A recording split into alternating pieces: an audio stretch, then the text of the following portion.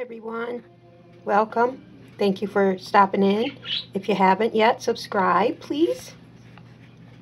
I want to show you a rolling pin ornament today. I received my rolling pins in the mail from woodpecker.com, and these are the 5-inch rolling pins, set of 12. Packaged really nice. We're going to make a rolling pin ornament. I've been waiting for these. Please stop in and watch my videos from last year. Right here, I am demonstrating how to make an angel out of a paper pocketbook. Okay? I had music on my videos last year. This year I just decided to talk and cut into the slideshows and demonstrate live. Okay? But last year, look up the 12 days of ornaments. And let's continue with this cute little rolling pin ornament. I'm going to dye them in coffee first, and I'll take you through it. Hey, by the way, my shadow box, I'm going to upcycle it into the Wizard of Oz theme, so stick around. Hashtag Artist Freedom.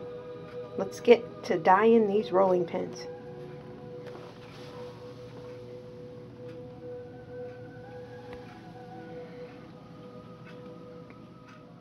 Here I am in my country cozy little kitchen, and I am brewing up a brand new pot of morning blend coffee. I drink a lot of morning blend, or what they refer to as a breakfast blend. I just add extra if I want a stronger coffee for the day. Anyhow, while it's percolating, it's going to be hot. You want your coffee hot. The heatness of it will penetrate these wooden rolling pins. Now, you need to find a pot or a pan that is going to be able to drown the entire rolling pin with this liquid coffee. 2 videos ago, I demonstrated tiny little rolling pins and tiny little wooden spools, and what I did was I used day-old coffee. I brought it to a boil in a pot, and then once it was boiling, I removed it from the heat, placed a lid on it, okay, and then let it cool down. Once it cooled down, I removed them, and if I liked the color, I kept a few. If I didn't like the color and wanted it darker, I repeated the process. So some of my rolling pins came out a little darker than the first batch. So you have control of how dark you want these pins to turn out. Plus, we will not have to use wood stain like from Mim Wax because it does smell. And some people don't like that odor, and you're going to be handling these when you're painting them, so they're going to be close to your face. Whereas, here's the second option. Add some morning blend coffee while it's hot this time, and let it sit and soak. So it looks like my pot is done. So we'll add some coffee.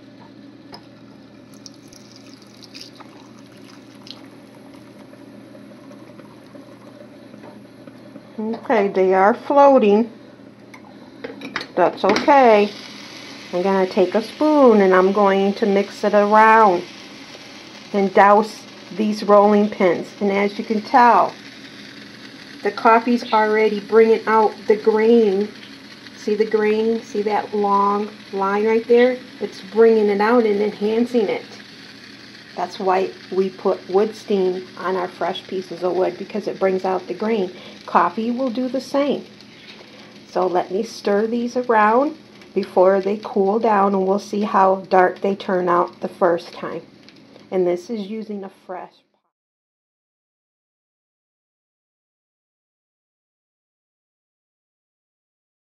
It is amazing how one rolling pin will pick up the color quicker than the other rolling pins. Isn't that cool? That's why you know they're real wood, because each one will soak it in differently. Wood has pores, like our skin has pores, and wood breathes. It's breathable. So when you add paint or stain or coffee, it's going to pick up different hues in it. And this smells better than using Mim Wax, I'll tell you that. Now you can take this out and place it on parchment paper, paper towel, let them dry. You see how they turn. Right now the coffee's still a little hot. While it's hot, that's when it's penetrating. That's all you have to do. And grab yourself a cup of coffee if you decide you want a fresh pot right now. Not out of here, not out of there. Okay, look at the difference in the color already. Just 5 minutes in the coffee. Here's a natural plain one, and then look at these colors. And like I said, it'll show the grains in the wood, the lines. Look at this. This is cool. This one turned out really neat. And then we have this one and this one. Now if you want them darker, place them back in the coffee, but it has to be hot coffee. Okay, so let's take these two, alright, and place them back in the coffee in fresh, hot cup of coffee. All it's going to need is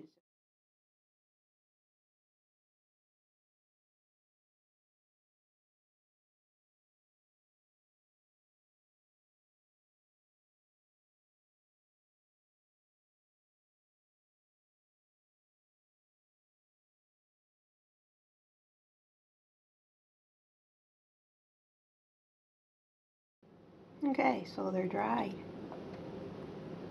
And look how the difference in the color is. You see that little wood grain right there? That's neat how that coffee stained it like that. And if you can't see it, let's see if we can use a flashlight from my phone. Hey Siri, flashlight on. It's on. Does that show better or what? I don't know if it does or not. Remember, here's the natural. Look at the wood grain. I think it's showing now. Look at that. Cute. I'm going to head into the craft room where there's the fluorescent light. Start crafting. So there you go. You've seen the tip again here with Miss Jones at Legacy's Little Luxuries Arts and Crafts. Use coffee to stain the coffee filters too before I make flowers out of them. Well, look for that wagon wheel design I come up with using the Dollar Tree Jenga blocks.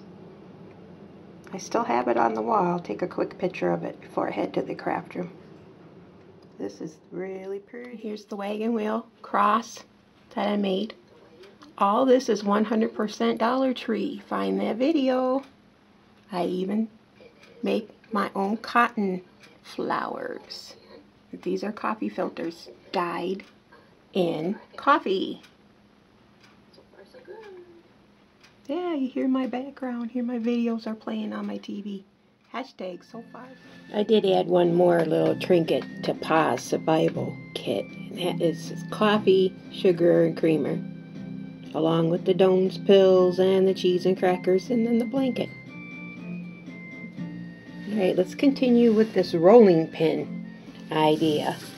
And I am going to use mini tree trimmings garland, snowflake garland. I'm of course going to use some of those little cookies that I bought from Factory Direct Craft, and then some cookie cutters on the side. And I would like to place Legacy's name and Everly's name, so this personalized. Okay? But you don't have to personalize them. And I have to find a little bowl. I still have some of that Dollar Tree bow left, the plaid, with the snowflakes, so I don't know if I'll use that or not. I do have a red truck ribbon wherever that's at. I'll look for it. Or I just might add twine for a bow. But here we go. This is my second material I'm going to use, and all you do is once it's all on that wire, just bring it over like that, twist it, and then it becomes a flower. Okay? I'm going to add the other one in the center for the center. Okay, see how it's building up a cute little flower? And then you just adjust. And you can also glue these two pieces right here to connect them. So there you go, there's your rag flower. You've seen it here, once again. Legacy's Little Luxuries, Arts and Crafts, YouTube. I made barrettes with these last, I think in 2017. It's on my video channel somewheres. But I remember making barrettes for the girls. So here we go.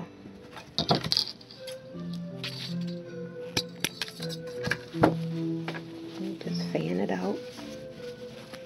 And you have yourself a flower.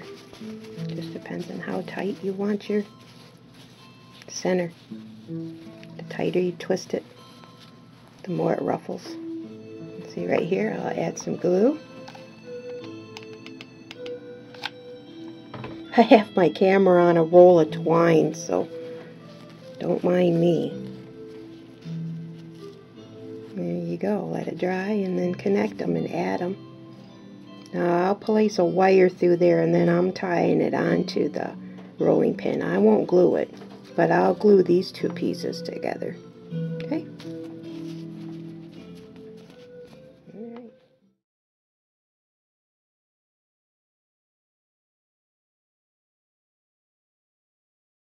I did go around the outside of it and trim it down. It's always good to start large and then trim it to fit. And that's what I did. And it's got a little star cookie and a little star cookie cutter. Now on this side I could write Everly or the letter E. And it's wired on. I wired this flower on. See the wire? I still have to trim it.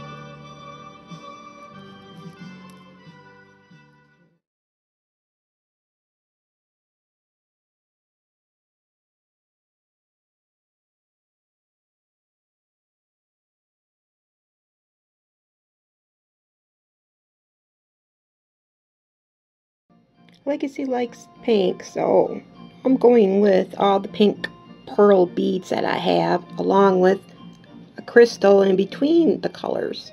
And I'm going to make that for her hook. I first tied and twisted it at one end of the handle on the rolling pin. This one will be a glitzy.